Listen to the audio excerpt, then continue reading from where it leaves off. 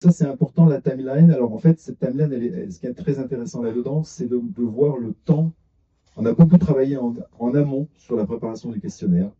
Donc, on a commencé donc, fin 2024 et donc, vous voyez, donc là, on a terminé aujourd'hui notre partie maturité cyber avec un résultat vraiment très, très, très intéressant. Il faut savoir que, et ça, c'est vraiment, je trouve, un des points forts de l'outil, il y a des questionnaires qui sont en standard proposés par l'ICSF, mais on peut tout paramétrer pour faire son propre questionnaire. Donc, c'est l'option qu'on a choisie. On a construit notre questionnaire à partir de retex divers et variés.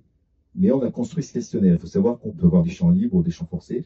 C'est très important de préparer ça pour avoir derrière les risques et le plan d'action qu'on va proposer aux fournisseurs. On peut vraiment tout paramétrer. C'est vraiment l'outil est extrêmement puissant de ce point de vue-là.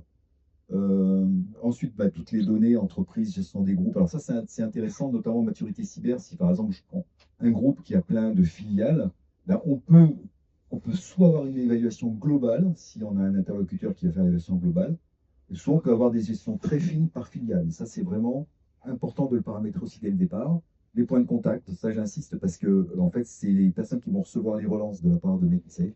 Donc c'est vraiment important d'avoir les bons points de contact dès le départ.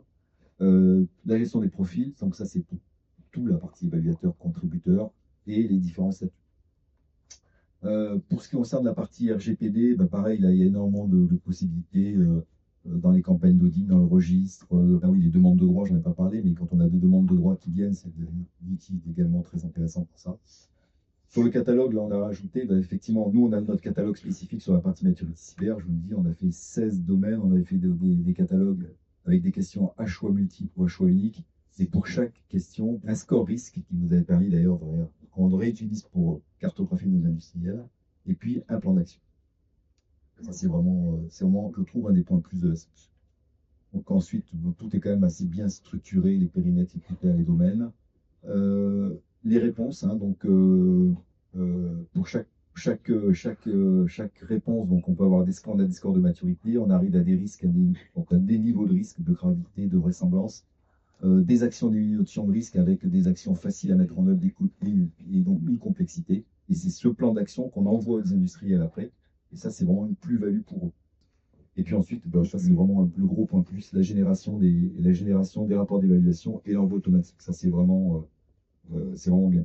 Parce que quelque part, les fournisseurs y répondent, c'est du temps, mais ils ont un résultat en retour.